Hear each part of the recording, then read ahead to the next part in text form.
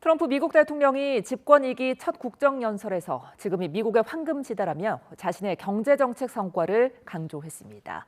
연방대법원의 관세 위법 판결에 대해선 대부분의 교역국이 무역 합의를 유지하길 원한다고 주장했는데요. 워싱턴 연결해 알아봅니다. 홍상희 특파원, 트럼프 대통령이 국정연설에서 예상했던 대로 경제 성과를 강조했죠? 네, 앞서 YTN 생중계로 보셨습니다만 트럼프 미 대통령 한국 시간 오전 11시 10분부터 워싱턴 DC 연방의회 의사당에서 국정연설에 나섰습니다. 이 시각 현재도 연설이 진행이 되고 있습니다. 2시간 가까이 연설에 나선 건데요. 트럼프 대통령은 민주당 의원들의 침묵과 보이콧 속에 공화당 의원들의 환호와 갈채 속에 입장을 했습니다. 연설이 시작되자 엘그린 하원 의원을 포함한 민주당 의원들은 항의의 표시로 잇따라 퇴장을 했고요. 마이크 존슨 하원 의장이 대통령을 소개하자 공화당 의원들은 USA 구호를 외치기도 했습니다. 건국 250주년의 미국, 강하고 번영하며 존경받는 국가를 주제로 한 오늘 국정연설에서 트럼프 대통령은 가장 먼저 미국이 다시 돌아왔다고 선언했습니다. 들어보시겠습니다. Our nation is back, bigger, better, richer, and stronger than ever before. We're going to do better and better and better. This is the golden age of America. 네, 트럼프 대통령은 예고했던 대로 처음부터 자신의 경제 성과를 강조하는 데 상당한 시간을 썼습니다. 1년 전 취임 직후 상하원 합동연설에서 자신이 사상 최고의 인플레이션과 범죄, 통제되지 않은 국경의 위기에 국가를 물려받았지만 재집권 1년 만에 역사적 전환을 이뤘다고 주장했습니다. 이제 인플레이션이 꺾였고 경제 호황을 이루고 소득은 빨리 상승하고 있다면서 미국의 적들이 지금 두려워하고 있다고 말하기도 했습니다.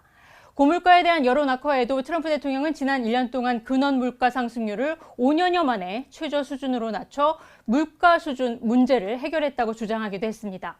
국정연설은 미국 대통령이 의회에 국가 경제 상황을 설명하고 한 해 동안 추진할 입법 과제와 대내외 정책 방향을 알리는 행사인데요. 오늘 연설이 트럼프 대통령 집권 2기 첫 국정연설입니다. 지난해 3월에도 상하원이 모두 참여하는 의회 연설이 있었지만 취임 첫 해 연설은 4년 임기 동안의 국정 운영 방안을 제시하는 합동연설로 진행되기 때문입니다.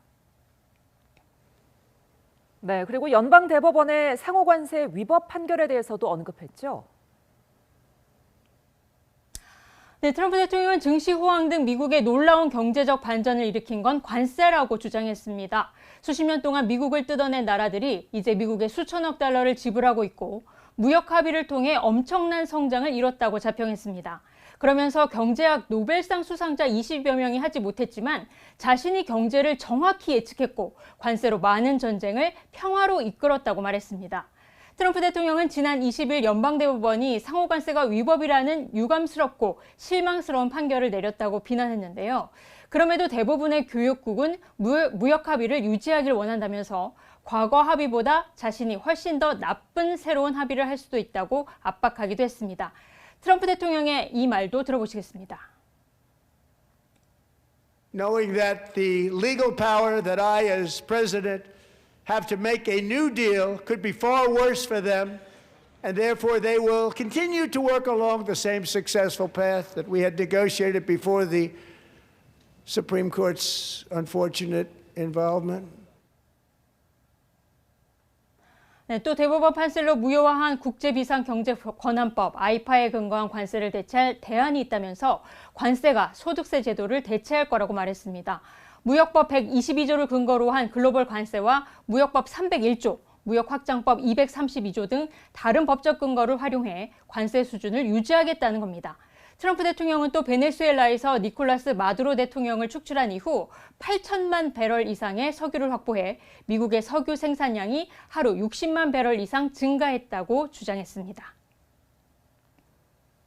네, 트럼프 대통령이 대내외 악재를 맞은 가운데 국정연설이 진행됐는데 지지층 결집 효과가 있을까요? 네, 앵커가 지금 말씀하신 대로 지금 상황은 트럼프 대통령이 정치적 위기를 맞게 됐다고 해도 과언이 아닌데요. 지난 20일 연방대법원의 상호관세 위법 판결, 또 앞서 미네소타주에서 일어난 이민 단속 요원들의 총격으로 미국인 2명이 사망한 사건 등으로 민심이 차갑게 식고 있기 때문입니다. 특히 높은 물가로 경제에 대한 불만도 높아서 임기 초반 47% 때였던 트럼프 대통령에 대한 국정 지지율은 40%에 간신히 머무르고 있습니다. 올해 79세 트럼프 대통령의 고령 리스크도 불거지고 있습니다.